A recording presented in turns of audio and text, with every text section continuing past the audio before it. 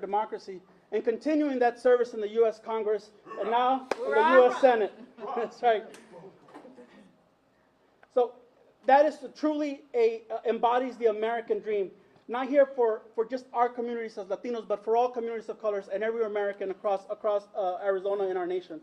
So this election is more than a victory.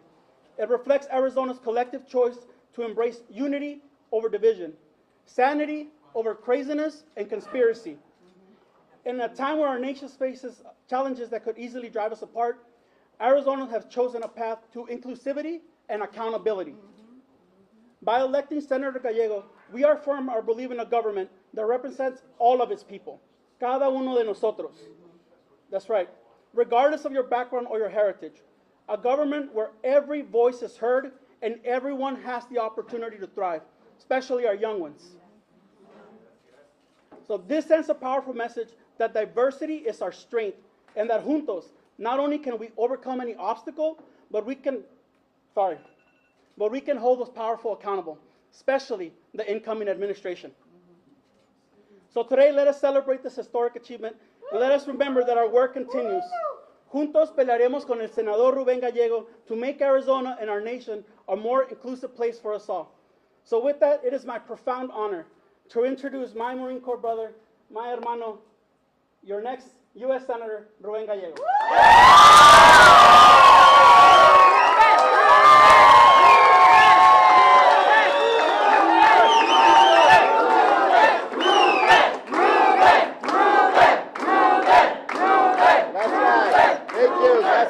Gracias. Please try again. Some reporter's about to get something really interesting. Okay, I'm going to put that here. Hopefully that works for y'all. Well, first of all, happy Veterans Day. And thank you to Travis Williams, American Legion Hall, for hosting us today. And to all my veterans, but especially to my Marine Corps veterans. Hoorah! And Semper Fi. Yup. Listen, growing up the way I did, in the environment that I did, in my community, and growing up poor, being here was something that was literally a dream. It was a dream for me to go to college. It was a dream of my mom that any of us ever went to college. She was hoping that we'd just become, good citizens, and we did. And it's all due to because this is the greatest country in the world. And the only way I could be here is because of this great country, and I want to thank them for that.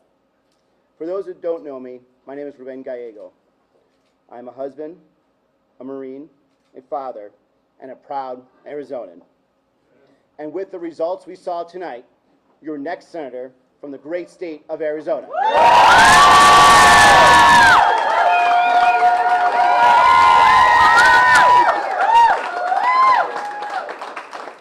And the first Latino senator in the history of Arizona.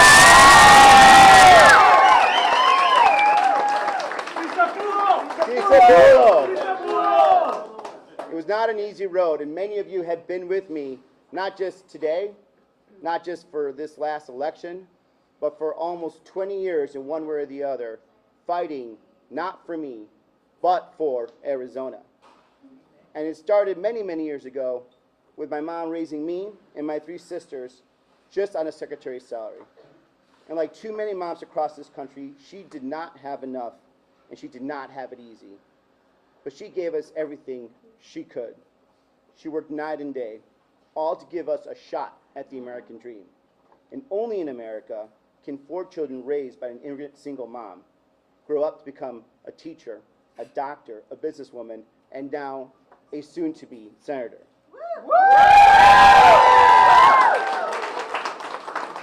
As a kid, I did everything I could to help her. I worked at pizza factories, pizza places. I worked at restaurants. I was a janitor. I was a line cook. I worked at a meat packing factory. Everything just to help her push one more day so we could all have an opportunity at the American dream.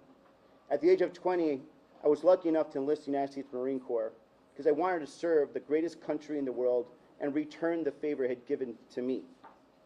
And I was proud to have had that chance. We launched this campaign 22 months ago.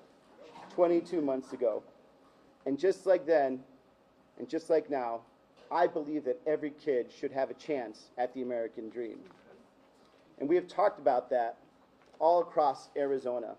We've traveled the state. We've gone to the reddest parts of the state, gone to the bluest parts of the state. We've gone to parts of the state that have not been visited by anyone and shown respect and asked for their opinion and asked for them to be part of the process. And what I've learned from every part of this state, from Democrats, Republicans, and Independents, is that we all just want a better life for ourselves and the ability to give our kids the best possible future that they could have. So that's exactly what I'm going to fight for in the Senate.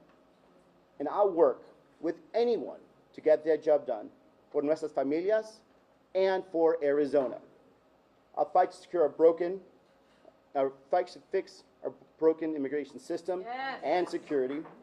I'll fight to lower costs on everything, gas, groceries, rent, and more.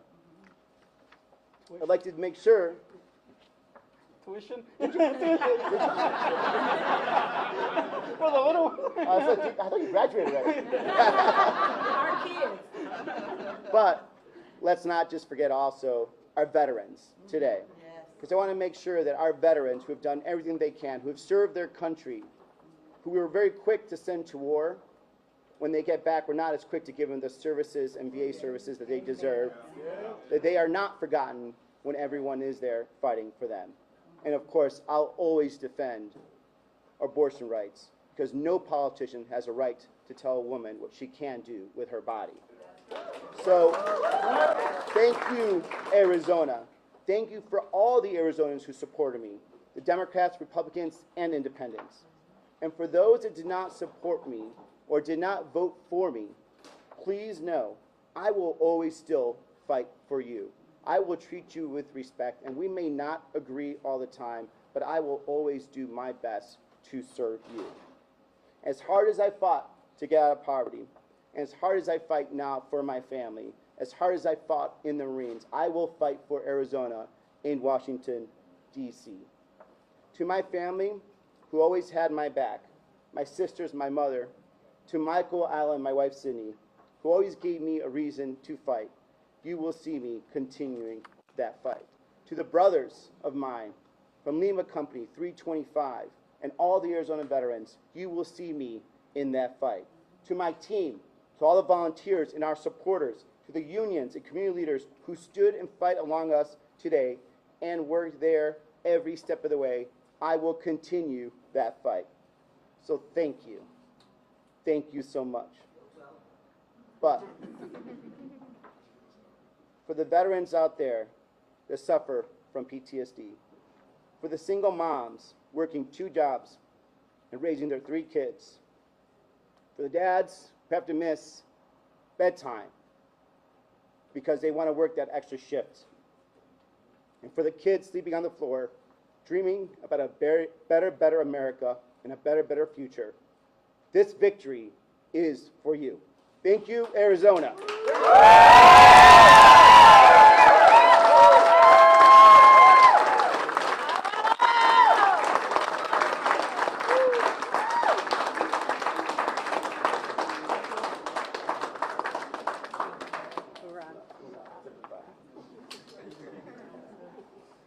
We'll take a couple questions.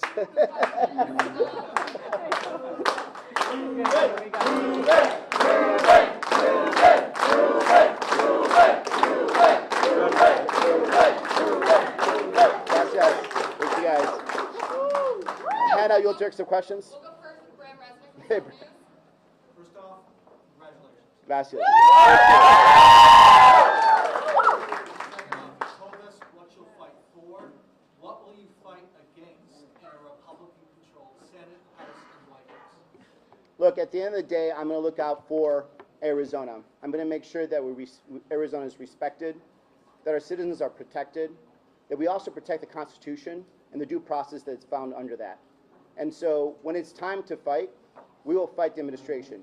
When there's places that we can find common ground, we'll find common ground. But we're going to make sure that we look at it every day from that sense and that point of view, is that at the end of the day, what is the best for Arizona? We'll go to Rod Hansen from the Republic. Senator, going to have control of the Senate and the House and the White House. Can you comment on your views on the legislative filibuster, your views on whether that should remain in place, and how you approach that now? Well, I've always said that the filibuster should be reformed. I do think it has been a tool of obstruction. It doesn't change that. Now it's up to the Republicans in charge to figure out if they want to do that. But at the end of the day, the most important thing is for us to come out with solutions for Arizonans and for the American public. And I think what we've seen right now, and what I've seen in traveling this state as often as I have and talking to everybody, they are frustrated that actually nothing ever happens. And it's actually procedures that we see all the time that are slowing up what should end up being good compromise instead of it being killed. We'll go Alex Tabbitt right here with NBC News. Yeah, I'm Senator Gallego, Senator-elect Gallego. Obviously, this cycle went well for you, but for a lot of other Looks like it. For a lot of other Democrats, it was a different story. What lesson do you think the Democrats across the country should learn from this cycle and from your campaign? I think the one thing that we did, and I don't want to judge any other campaigns, because I was so into this campaign for 22 months, and these people were with me for 22 months. I could literally look around and start naming names and how long they've been with me for this. We went hard. We went hard. Because it's the only way we do it, right? What I learned is that you have to earn every vote. And this was a swing state. And there are 300,000 more registered Republicans than Democrats. I needed to earn the support of all Arizonans. And so I went out and I talked to everybody. And I also didn't agree with them all the time. And they didn't agree with me all the time. But we had respectful conversations. And at the end of the day, we walked away sometimes with support and sometimes we didn't. But I had to make sure that people knew that I was out there talking to them and fighting for them, because hopefully at least then we can build some trust. That's the only thing I would say. I think there's going to be a lot of post-mortem about all these elections. But what I have found since ever running for office is the best thing you could do is just talk to somebody and treat them like an American, that they deserve the time to talk to you, and you're going to do much better after that. Yes. Just a couple more. Marissa from ABC 15 right here. First of all, how do you plan on making your time different in the Senate than was in the House? And secondly, we know a lot of Republicans around Arizona voted for you. How do you plan to represent them as well? Well, certainly first for the Republicans, thank you so much. And again, we're not going to, it's honestly like, they took a chance on me, and we're not going to agree all the time. And I'm going to always seek the input, and we're going to, find middle ground where we can. But at the core, I'm always going to defend the Constitution of the United States and the interests of everyday Arizonans. And the second question is, I have no idea what the second question is, to be honest. What was it? The difference for you in terms of priorities when you were in the House versus now in the Senate? Well, look, I think right now when we get to the Senate, we have to focus on the bigger picture of Arizona. I'm very proud to represent this district, which is one of the most dynamic districts in the state. It's growing so fast. Every crane that is in the state is here right now. It's not building a chip plant somewhere else. But we have to focus on a couple things. Number one, securing our borders and fixing our broken immigration system. There are people that want to become citizens that have been waiting for green cards for decades, that we need to be working along those lines. We need to bring more Border Patrol. We talked to our mayors on the border, and they want to have some more support there, and we're not giving them to now. We need to have water security, right? We want to continue to live here and expand here and have this great economy, but we need to make sure that there's a viable water future here. And so we'd have some long-term planning to do that. And then we have to work at bringing the costs of living down. It is too damn expensive to live in Arizona right now. You can work so many hours, and this is the one thing that I communicated on this campaign as often as I can. There's nothing more debilitating and heartbreaking for you to be working, and feeling like you're not getting out of this. Working, and you're still at the same place that you stopped. And then even worse, work, and then you feel your kids aren't going to do any better than you.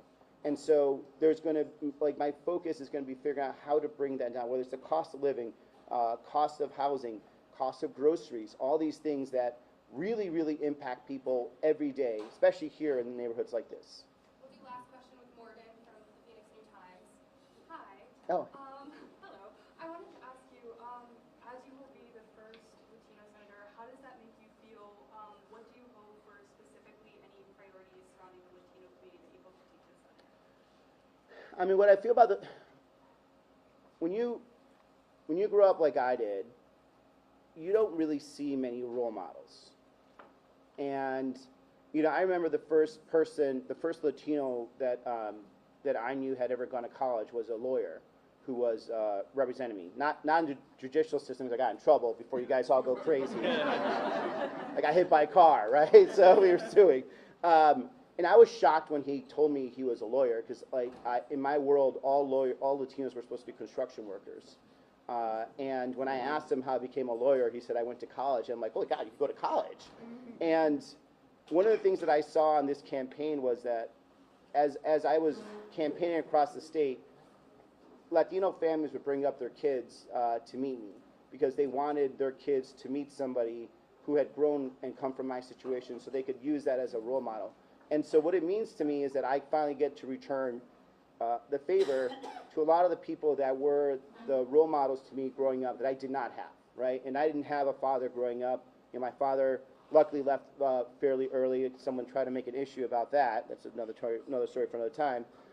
And so I relied on a lot of people that were my male role models to actually show me what it meant to be a good man and a moral man. And I feel like at least now there's going to be an opportunity that some young kids are going to be able to say, like, I can do that. Not necessarily like run for Senate, but like I can just go to college. I can go get a career. I can leave poverty.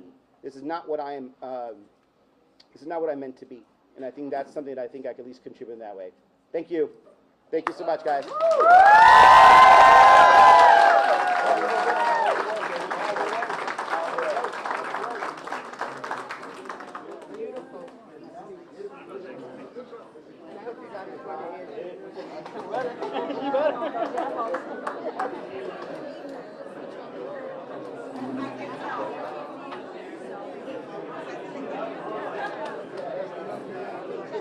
How to borrow Stanley's name there for a little bit. Thank you, thank you.